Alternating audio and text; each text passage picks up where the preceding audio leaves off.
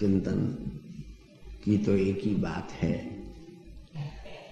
कि तोता को और बालक को बार बार एक बात रटानी पड़ती है।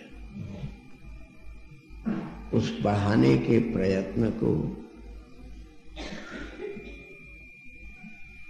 उस अभ्यास बेला को रेपिटेशन नहीं कहते हैं, रिवीजन नहीं कहते हैं। वो तो वास्तव में सच पूछो तो आचरण करने के योग्य शास्त्र सम्मत बात को संत से सुन करके आचरण करने को रिलीजन कहते हैं। हमको रिलीज करती है चिंताओं से, बंधनों से, बाधाओं से। और इसके लिए हमको इस समय स्फुरित हुआ श्रीमद सब स्वस्थ स्थिर होकर बैठो। अब सबसे बड़ी चलने में उतना वो नहीं है, शांत भाव से रुकने में जितना आनंद है। संगीत की अलापचारी चले, लेकिन उसके बीच में जो थोड़ी रियति हो जाती है वो झंझनाहट पैदा कर देती है। तो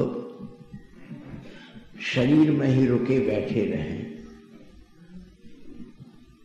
उससे कहीं अच्छा है कि जरा शरीर में रहते हुए भी शरीर से ऊपर उठ करके देखें। जब शरीर से ऊपर उठोगे तो परमात्मा दिखेगा, और जब शरीर में घिर करके देखोगे तो माया दिखेगी। शरीर से अपनी वृत्ति को तो फिर रोग भी नहीं सताएगा, राग भी नहीं सताएगा। इस बात को ब्रह्मा जी अपने ढंग से कह रहे हैं श्रीमद् भागवत के 10वें स्कंध के 4वें अध्याय में। तावत् रागादयः सर्वे तावत् कारागृहं गृहं तावंघ्रि मोह निकटो यावत् कृष्ण न तेजना। छोटा सा श्लोक है। संसार में स्वाभाविक है उद्वेग का, और उद्वेगों में भी बहुत बड़े उद्वेग हैं, पंचोद्वेगा। अधीर लोग न तो भूख सह सकते और न प्यास सह सकते, और न अपने क्रोध को रोक सकते, और न अपने मोह से अपने को बचा सकते, और न द्रोह से अपनी रक्षा कर सकते हैं। उसी में जलते रहते हैं। रोग भी पीड़ित करते हैं, तो अभ्यास न होने के कारण हरिस्मरण नहीं होता है, केवल रोग की व्यंजना होती है। हाय क्या करें, दवाई लाओ, इंजेक्शन लाओ, डॉक्टर को लाओ। और फिर जब काम का वेग होता है, क्रोध का वेग होता है, लोभ मोह का आवेग होता है, तो पागल हो जाता है। तो ब्रह्मा जी ने एक शब्द में कहा तावत। पर इस बात को हम न भूलें कि ये लिमिटेड है, सीमित है। इनकी अपनी एक अवधि है, एक परिधि है, और इनसे बचने की एक विधि भी है। ये सर्वतंत्र स्वतंत्र अनंत नहीं है। और विधि क्या है? मुझे बहुत लंबा चौड़ा आयोजन नहीं करना पड़ेगा, व्यवस्था नहीं करनी पड़ेगी। अगर तुम्हारी आस्था शालीन है, घर की कुलवधू का सबसे बड़ा लक्षण है शालीन होना और कुलीन होना। बुद्धि का भी सबसे बड़ा लक्षण है शालीन होना और कुलीन होना। तो अगर बुद्धि कुलीन और शालीन है तो फिर उसके लिए कोई बहुत हल्की सी विधि है।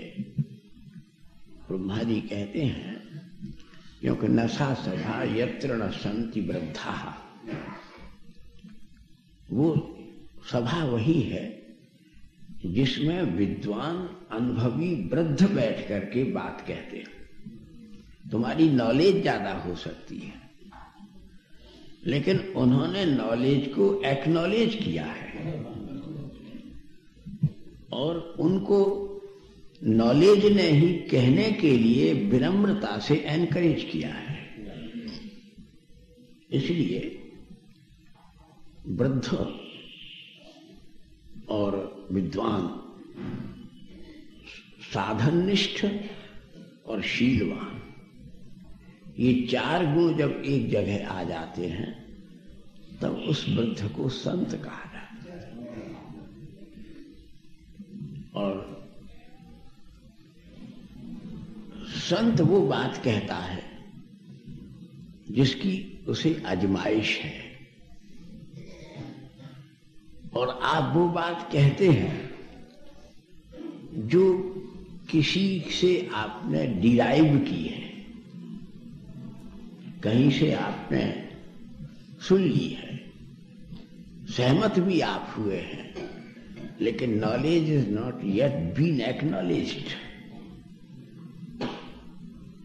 इसलिए दुखों से जूझने के लिए, आपत्ति विपत्ति में हंस करके जीने के लिए, प्रसन्नता से उत्सव पूर्वक मरने के लिए वो मन के भीतर करेज क्रिएट नहीं कर सकती। जो एक्नॉलेज्ड नॉलेज नहीं है, that can not create courage in the human being. ये स्पिरिचुअल